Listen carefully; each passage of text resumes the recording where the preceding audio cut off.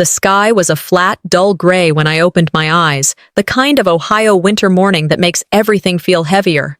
I lingered in bed for a moment, letting the silence stretch, thinking about the final week before graduation. 5 years of night classes, weekend study sessions, and working full-time. Soon, I'd be walking across a stage to receive my MBA. I was already mentally arranging the seating for my family, imagining them clapping, maybe even standing up when my name was called. The vibration of my phone broke the quiet. I reached for it, expecting a question from Mom about where to park or what time to arrive. Instead, the family group text glared back at me. Mom's message was polite, almost cheerful.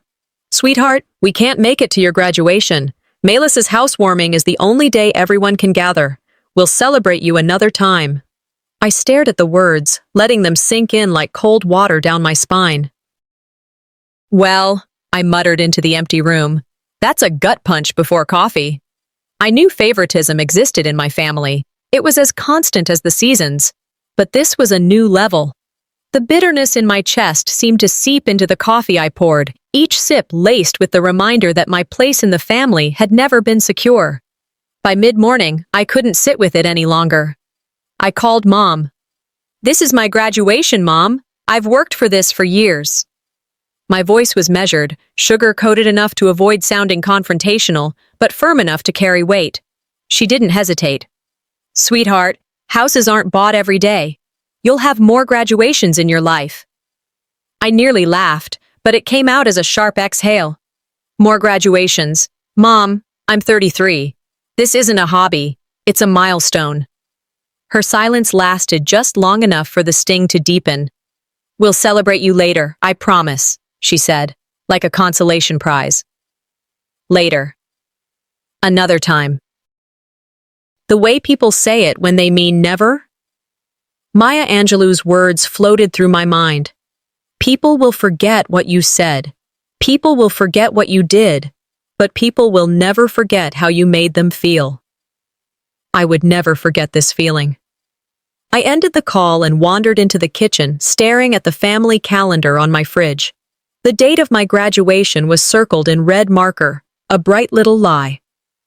That afternoon, the doorbell rang. A small package sat on the mat, return address in my parents' handwriting. I carried it inside, my pulse quickening for reasons I couldn't quite name. Inside was a mug, white ceramic, the gold "Congrats Grad" lettering already peeling in one corner. Tucked into it was a card, the generic kind you buy in bulk. "We're proud of you in our own way. Love, Mom, Dad, in our own way." The phrase landed like a stone in my stomach. It wasn't a gift, it was a placeholder for guilt. Something to say, "We thought of you," without the inconvenience of actually showing up. I set the mug on the counter, its hollow clink echoing the emptiness I was already bracing for. "It's the kind of thing you grab in the checkout aisle when you've forgotten someone's birthday," I said to no one, shaking my head. By early evening, I dialed my father's number.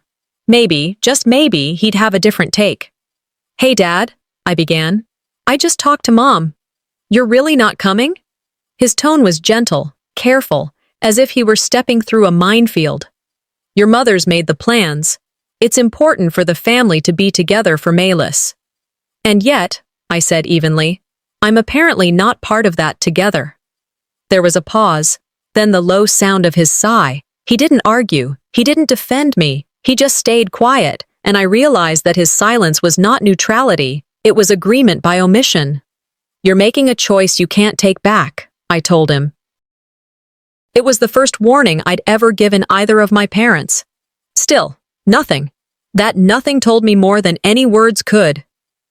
When the call ended, I sat for a moment, staring at my phone, feeling the first crack form in a wall I'd been leaning on my whole life.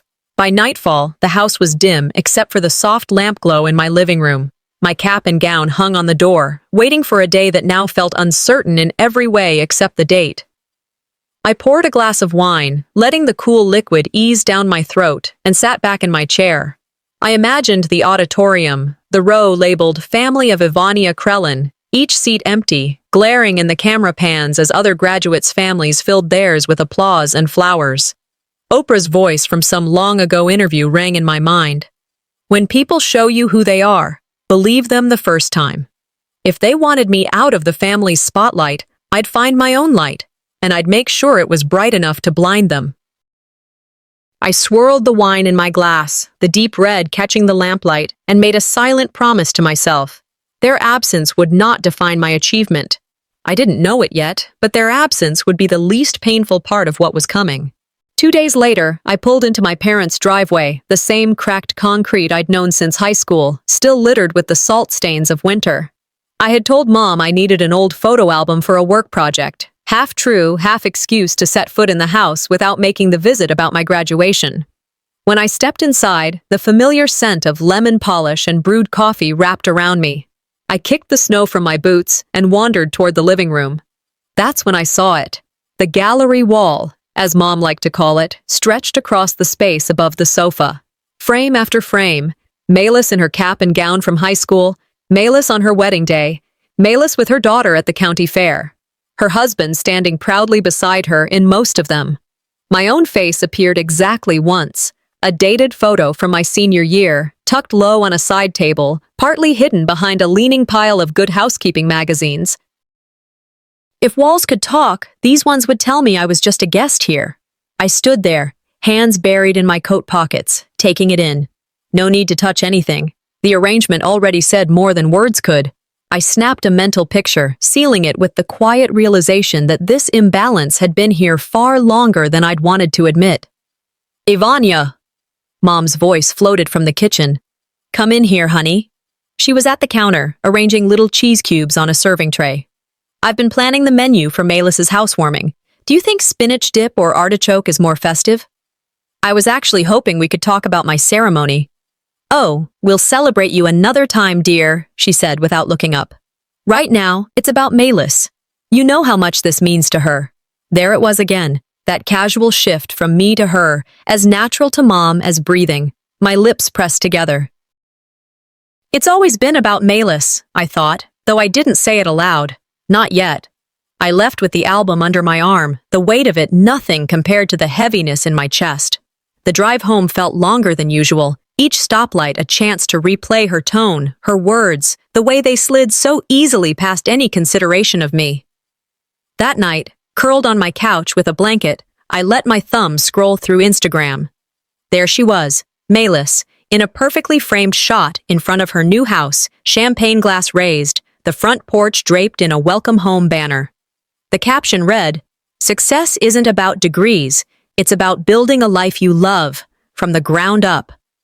My stomach nodded. She didn't tag me, but she might as well have put my name in flashing lights. The comments were full of praise. "Inspiring! You're such a role model! True success story!" I took a screenshot, not just for memory's sake, but because I had the sense I'd need it later. I resisted the urge to type something back. Sarcasm would be too easy, too cheap. No, silence would do more. Silence leaves people wondering what you're thinking. Instead, I opened a private folder on my laptop, the one I'd started after Mom's group text, and dropped the screenshot in. I added a note with the date and time, cataloging it like evidence. If they think I'm walking into this blind, they're wrong, I told myself. Benjamin Franklin's words came to mind. An investment in knowledge pays the best interest. In this case, knowledge wasn't just power, it was leverage. Before bed, I wrote in my journal, "Every wall tells a story. One day, I'll make sure mine is heard." It was past midnight when I finally set my phone on the nightstand. The glow from Malis's post still seemed to hover in my mind. I pictured her, smiling that careful, camera-ready smile, and imagined the look she'd have if her version of success was challenged in front of the very people she wanted to impress. Family loyalty is a two-way street, and they had just run a red light. They didn't know it yet, but I had already started paving my own road. Sleep didn't come easily after seeing Malis's post. The glow from her caption, those neat little words about real success, lingered in my mind long after I set my phone down. I turned over, stared at the ceiling, and told myself to let it go. But some things don't fade on command. They circle, waiting for the quiet, then creep back in. Near midnight, I gave up on the idea of rest. I pushed the blanket back, padded across the room, and opened the desk drawer I hadn't touched in years. A sealed envelope sat in the back, yellowed at the edges. My handwriting, slanted, neat, spelled out my name across the front. I broke the seal and slid out a single photograph. It was me, standing in a cap and gown, shaking the dean's hand. My smile was tight, eyes searching beyond the camera. Some ghosts don't stay in the attic. The moment came back sharp, the noise of clapping, the smell of fresh flowers from the bouquets others carried, the echo of names read aloud. I had been scanning the crowd for my family, certain they'd appear any second. They never did. The memory unfolded whether I wanted it to or not. It was my college graduation, years before this MBA. The plan had been clear. Everyone would come. We'd talked about it for months, but that morning my phone rang. Mom's voice was rushed. "Honey, we're helping Malis move into her new apartment. The lease starts today, and she really needs us. We'll make it up to you." I remember gripping the edge of my dresser. "You're telling me this now?" "She can't move without us. You'll understand someday." I didn't argue, not because I agreed, but because I knew it wouldn't matter. Later, I walked across that stage alone. My row stood, we moved forward, names called one by one. My hands shook as I reached for the diploma folder, the dean smiling as though nothing was amiss.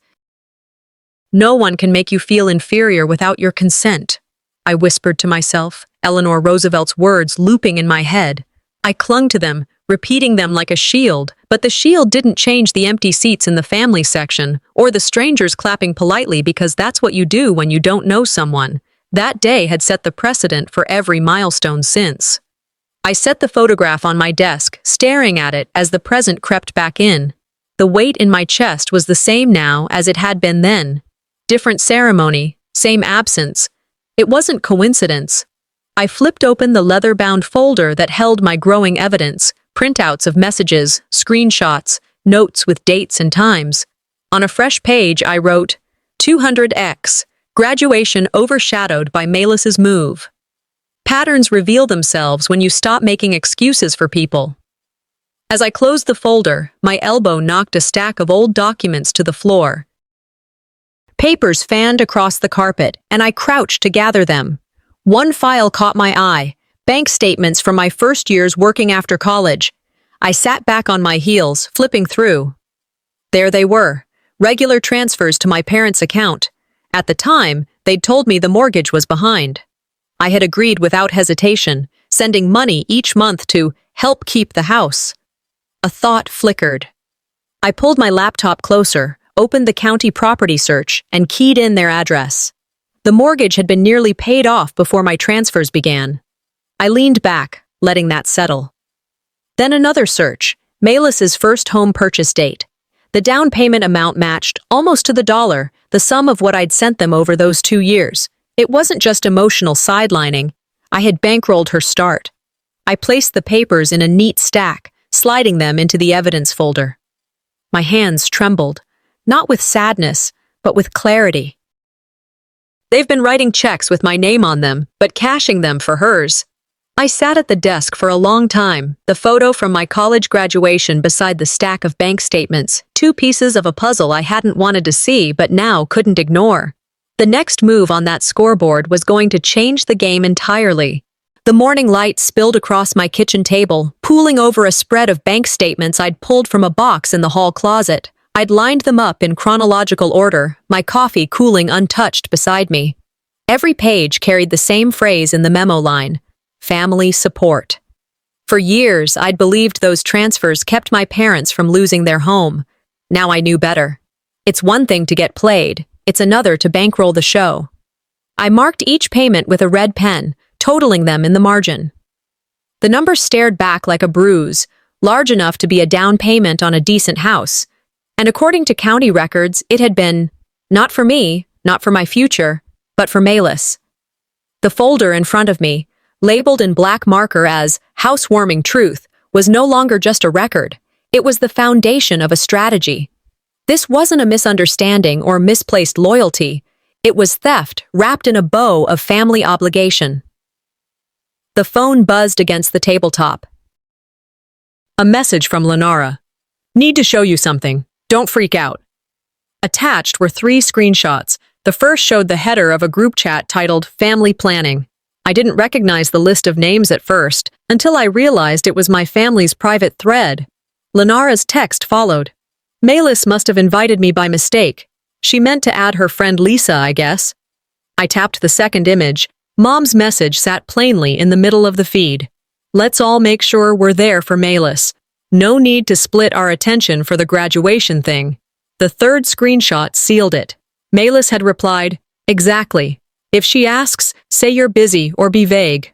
I read them twice, feeling the air in the room grow heavier. This wasn't passive neglect, it was a coordinated decision. I typed back to Lenara. Thank you. Don't delete these, I'll need them.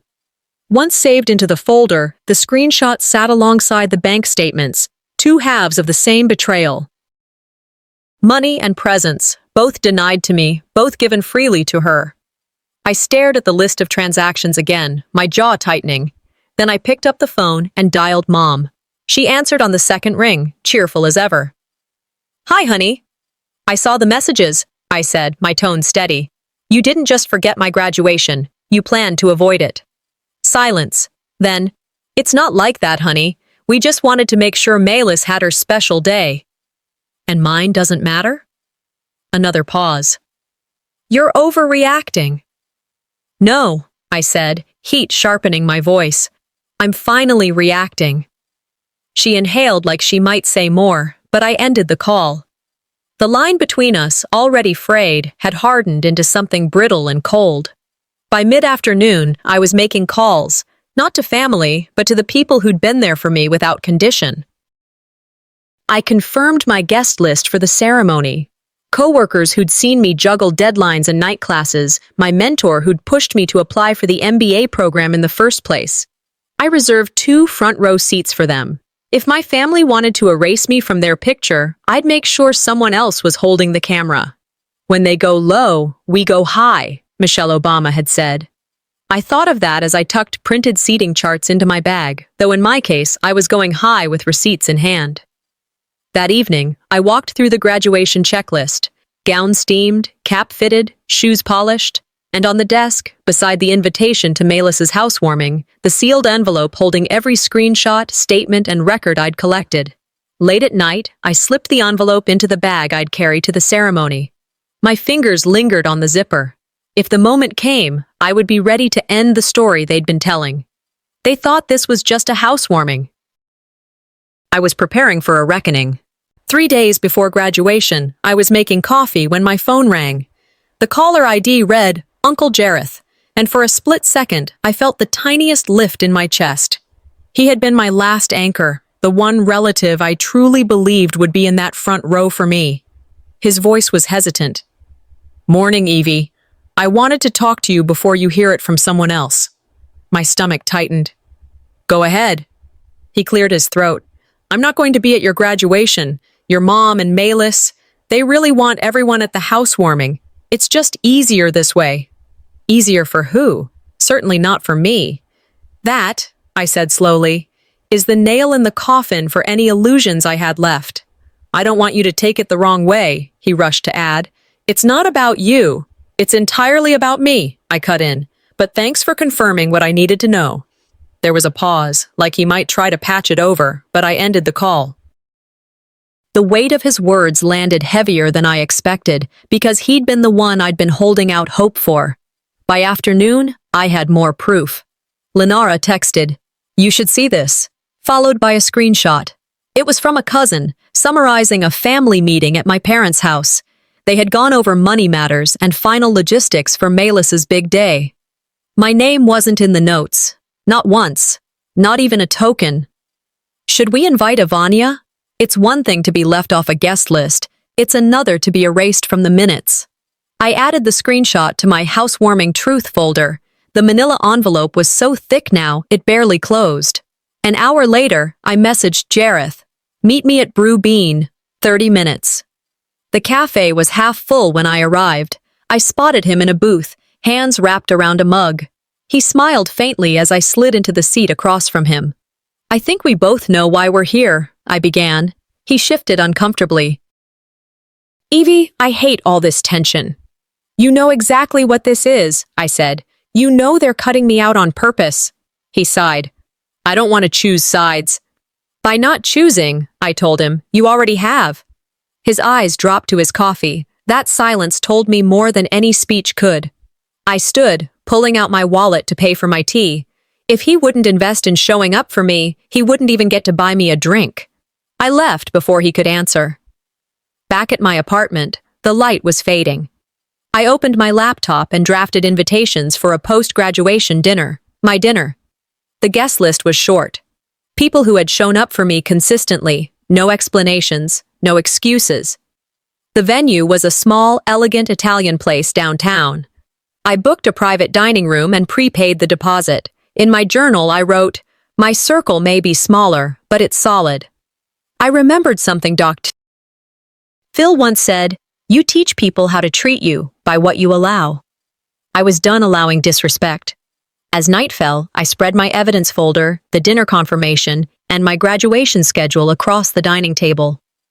The pieces of my plan were all there, each one a step toward reclaiming my narrative.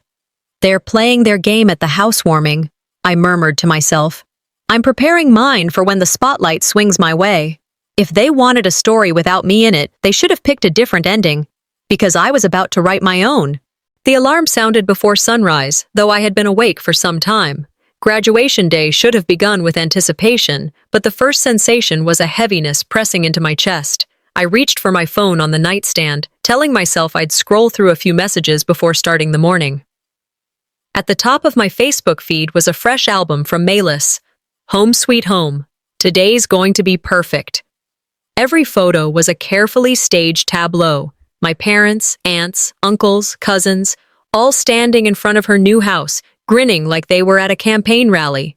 Every single one of them wore identical Welcome Home Mayless t-shirts in a bright shade of green that seemed chosen just to sear itself into my vision. It wasn't a coincidence. It was a billboard with my name scratched out. I sat on the edge of my bed, scrolling through each picture. There was Dad, holding a paper cup of coffee, looking comfortable on the porch steps.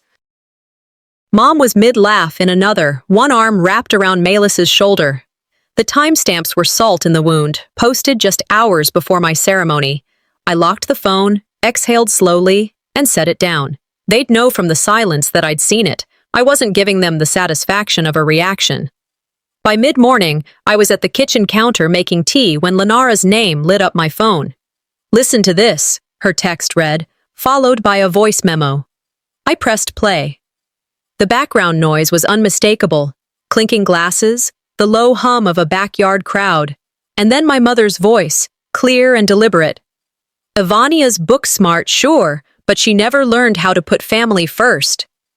I played it again, just to be sure I'd heard every word. They didn't just leave me out. They rewrote my story to justify it. I sent Lenara a quick thank you and slipped the recording into my housewarming truth folder. I didn't let the anger boil over. I let it settle into something sharper, more useful. If they wanted to talk behind my back, I'd give them a front row seat to what I really thought. By noon, I turned my focus to preparation. My navy dress hung pressed and ready, the heels polished to a soft shine. I applied my makeup slowly, with the same precision I used when defending a report at work. Maya Angelou's words floated through my mind.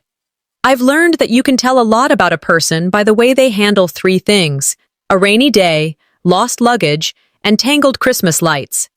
Today I was handling a family-shaped storm, and I'd do it without flinching.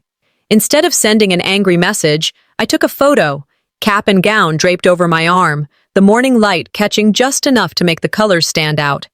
My caption was short. "Some milestones you reach alone, but they're no less worth celebrating." An hour later, my dining table looked like a war room. On one side sat my evidence folder, on the other, my purse, phone, and the program for the ceremony. I reviewed my plan again. Attend the ceremony, celebrate with my real supporters, and keep my options open if an opportunity to confront them arose. I called Lenara to confirm she and my mentor would be in the front row. Her voice was warm, steady. "We'll be there early, and you're going to look like you own that stage." After hanging up, I caught my reflection in the hallway mirror. My eyes were calm, my jaw set. If they were going to remember this day, let it be for the look on my face, not the absence of theirs. I zipped my evidence folder into the side pocket of my bag, the motion deliberate, almost ceremonial. When it was time to leave, I locked the apartment and headed toward the elevator. Halfway down the hall, my phone buzzed again. A new group family post. It was a live video countdown to the start of the housewarming. They can count down all they want, I murmured to myself as the elevator doors slid open. I'm counting down to something else entirely. And when that clock hit 0, they wouldn't be the only ones making an announcement. Lenara parked a block from the venue so I could walk in without weaving through a crowd of classmates and their families. The early afternoon sun bounced off the glass doors of the auditorium, almost too bright for how I felt inside. My mentor, James, met us at the entrance, his hand warm on my shoulder. Inside, the air smelled faintly of fresh polish and flowers. I let my eyes scan for the family of Ivania Krellin row. 6 seats, perfectly aligned, name placards untouched. Not a jacket thrown over a chair, not a purse marking a spot. Just a neat little island of absence in a sea of bouquets and waving arms. The silence of those seats was louder than any cheer. We found our places, Lenara and James on either side of me, the way they'd promised. I took my spot among the graduates, feeling the weight of their presence and the echo of the ones who chose not to be here. When the ceremony began, the national anthem swelled, and rows of caps tilted toward the flag. My eyes betrayed me, flicking again to that empty row, still untouched, still waiting like a stage prop no one intended to use. They made sure their absence would be noticed. A camera crew swept over the crowd, the live feed projected onto 2 massive screens. My row's emptiness appeared in sharp relief, magnified for everyone to see. I straightened in my seat, jaw firm. If anyone was going to be remembered from that row, it would be me, not the no-shows. The dean's welcome speech bled into a list of achievements. Applause rolled like waves as names were called, each graduate walking into a pocket of personal celebration. When my row stood, I felt the moment stretch. Ivania Krellin, Master of Business Administration with honors. I walked to the stage, each step measured. The dean's handshake was firm, my favorite professor leaning in with a genuine, "Congratulations, you've earned this." And then, the MC's voice boomed through the mic. "Where's your cheering section?" They missed the memo? A ripple of laughter moved through the room, not cruel, but sharp enough to sting. I kept my smile, tilting the mic just enough to say, "Guess they're cheering from a different address today." More laughter, this time softer. Inside, I tucked the moment away like a document in my evidence folder. Proof that their absence wasn't just personal. It was public. Back in my seat, the applause for me faded into applause for the next name. A few classmates leaned over with murmured sympathy, hands squeezing my arm. I thanked them, but offered nothing more. "You must do the thing you think you cannot do," Eleanor Roosevelt once said. For me, it was sitting through the remainder of that ceremony without letting my hands betray the mix of anger and pride running through me. When the final name was called, mortarboards flew like a flock of startled birds. Mine stayed put. I wasn't done yet. Outside, the steps were a mess of hugs, cameras, and shouted names. Lenara and James flanked me again, their cameras catching smiles I reserved only for them. My phone buzzed. A notification, Melis's housewarming livestream was already rolling. I tapped it open, and there they were, my entire family, laughing in the backyard, the matching shirts a bright, unified banner against the manicured lawn. They wanted me invisible. I decided right then I'd make myself impossible to ignore, and I knew exactly where my next stop was going to be. I drove straight from the graduation ceremony, the applause still ringing faintly in my ears, to Melis's neighborhood. The road there felt shorter than I remembered, though my hands gripped the steering wheel with a focus that made the world outside blur. I parked a block away, out of view, giving myself the advantage of approaching on my own terms. The air was warmer than it had been all week, carrying the faint scent of grilled meat and something sugary. As I walked, the sound of laughter spilled over the fences, sharp bursts punctuated by the clink of glasses. Music played low, upbeat, almost theatrical in its timing. If envy had a soundtrack, it was playing right behind those fences. At the side gate, I paused to straighten my graduation gown, letting the deep navy fabric fall evenly over my shoulders. The diploma case was tucked under my arm, angled just so it would be the first thing people noticed when they looked my way. I stepped through the gate. Clusters of relatives stood under rented tents, strung with white lights, holding drinks, chatting in little circles. Matching welcome home Mayless shirts were everywhere, a visual chorus of solidarity. I recognized neighbors and a few distant cousins, people who hadn't so much as sent me a message today, laughing like it was the most natural thing in the world.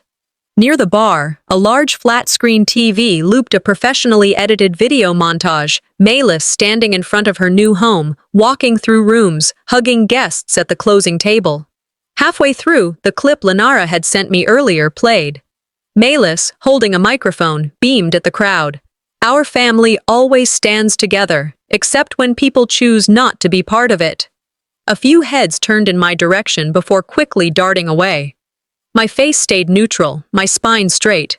If they wanted to narrate my absence, I'd narrate my presence. I made my way slowly toward the dessert table, scanning faces.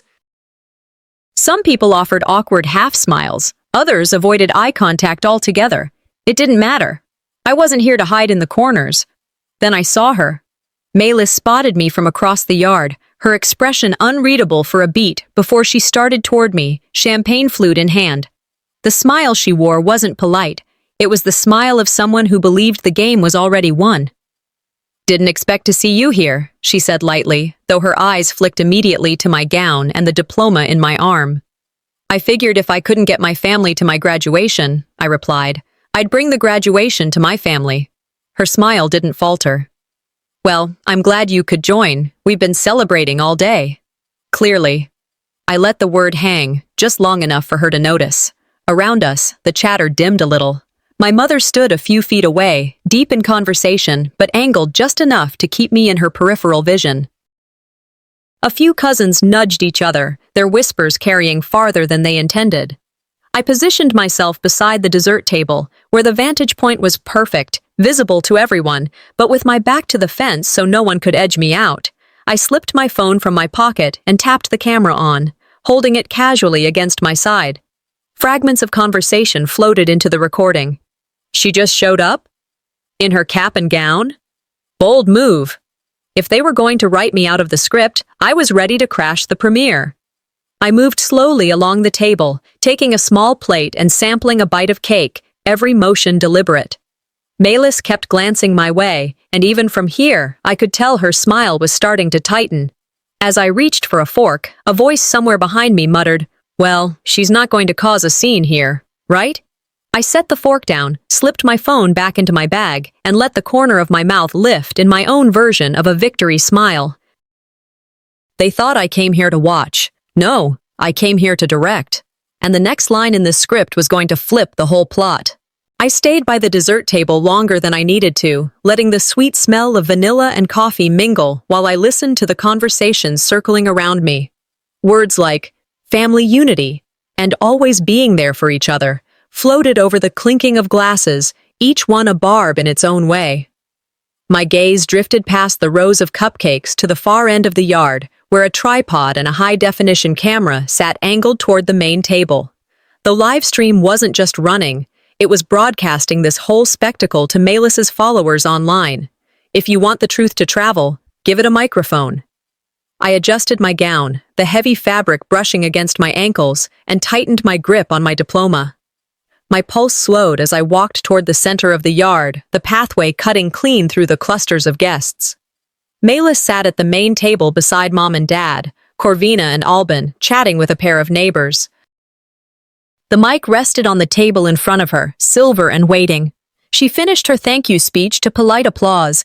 A few claps were genuine. Most were just noise filling the space. She reached for her champagne, but before she could step away, I closed the distance and extended my hand. The smile she wore flickered for a fraction of a second before she placed the mic in my palm. She didn't want to refuse, not here, not in front of a backyard full of people and a live feed. "Since we're celebrating family milestones today, I began, my voice steady. Let me share mine. A ripple passed through the crowd. Heads turned, cameras on phones tilted upward. Even the live stream camera pivoted slightly, centering on me. I graduated today, I said, letting each word stand on its own. A master's degree, 5 years of night classes, weekends spent studying, working full-time in between, and not a single member of my family showed up. The murmuring started, small but building. I let it grow for a beat before adding, not because they couldn't, because they chose not to. The noise died instantly. Even the children seemed to sense the weight of the moment. I glanced at Melis. And here's the part they won't put in the video reel.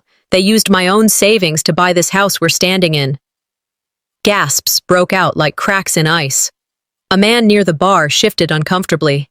Someone whispered, "Is that true?" loud enough for others to hear. I didn't look away from Melis as I lifted the evidence folder in my hand. Not opening it yet, just letting the sight of it speak. The camera caught the gesture. I saw it reflected on the flat screen inside the house, the feed streaming in real time. That was when Mom stood, her chair scraping the patio.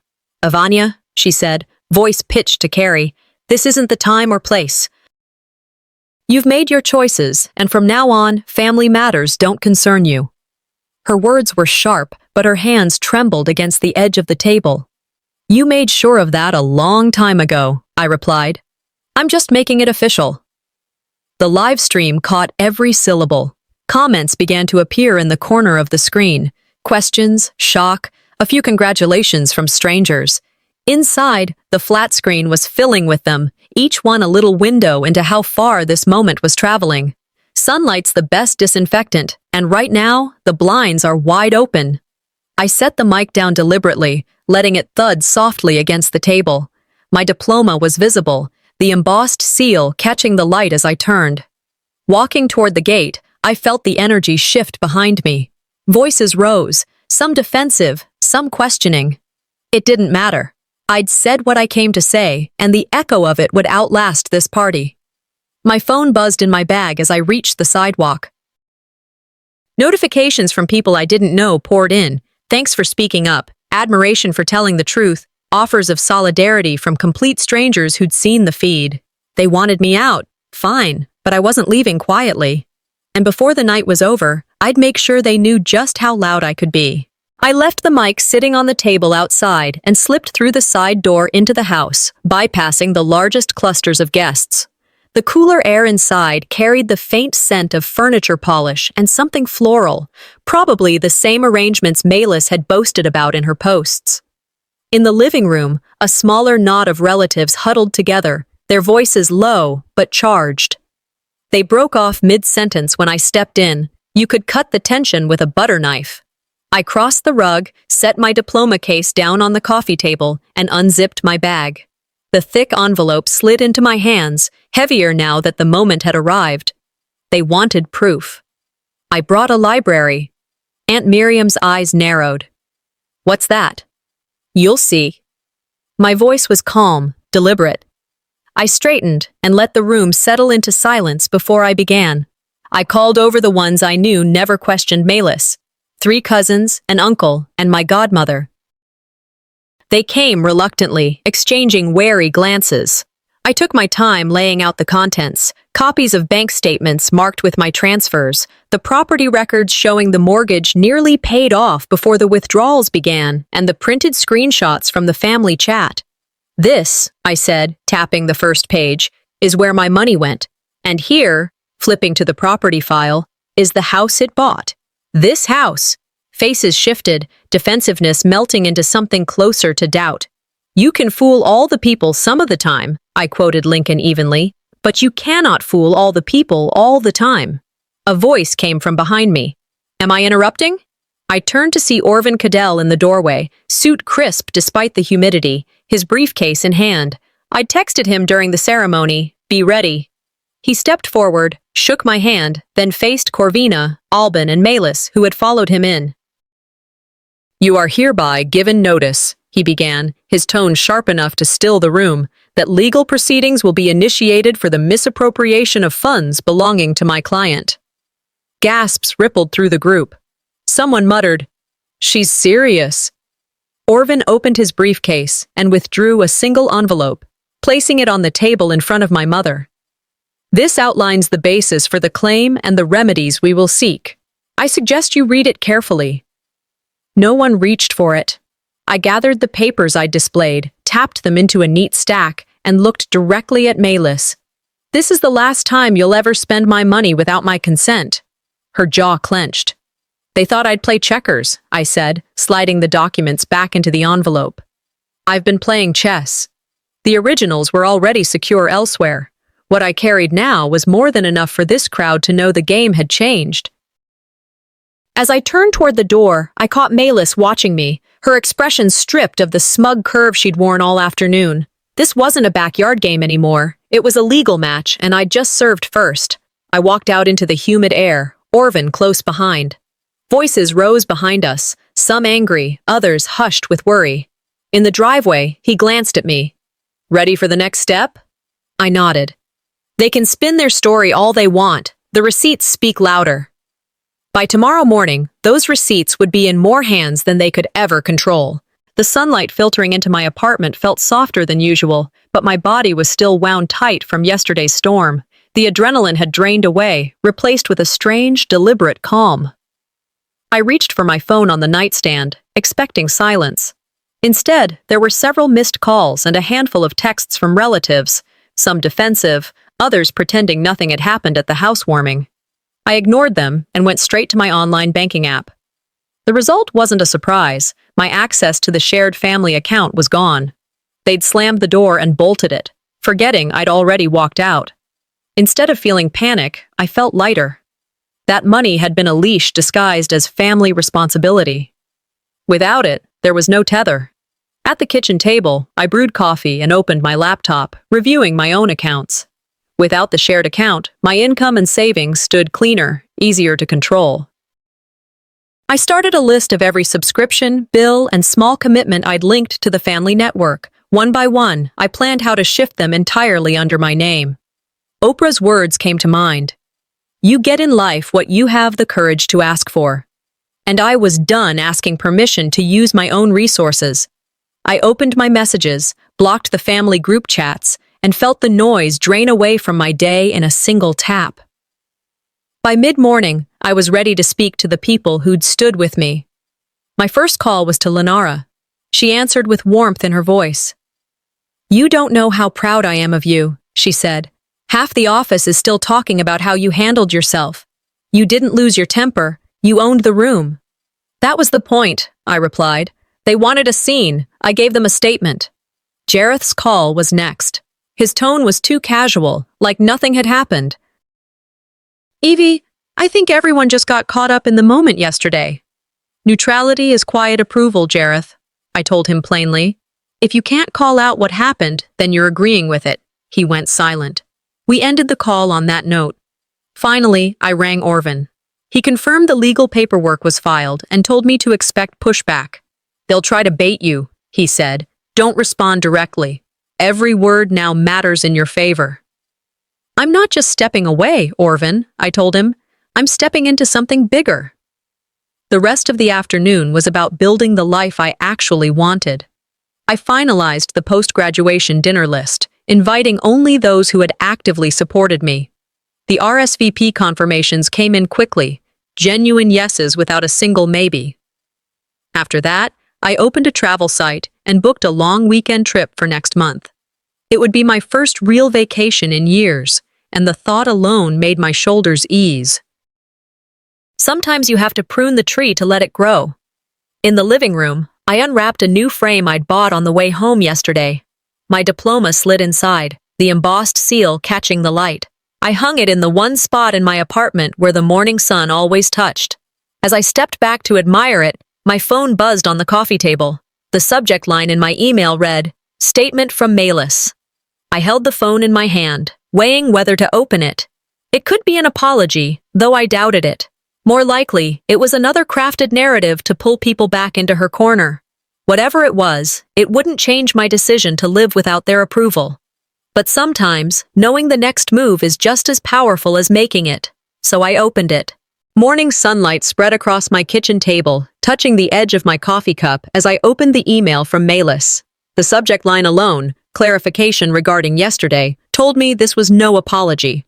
The body confirmed it. A carefully crafted clarification sent to extended family and mutual acquaintances, casting herself as the misunderstood hostess, framing my graduation speech as a moment of miscommunication. She claimed I had misinterpreted years of events, suggested that emotions ran high on what should have been a day of joy, and implied that my accusations came from stress and fatigue after the ceremony. Every paragraph was laced with selective omissions and soft lies, enough to preserve her image if left unchallenged. If you're explaining this much, you're losing. I read it twice, highlighting each line where the truth had been bent or erased. In my head, I matched them with the receipts, bank statements, chat screenshots, voice memos, that told the real story. This wasn't just spin. This was slander.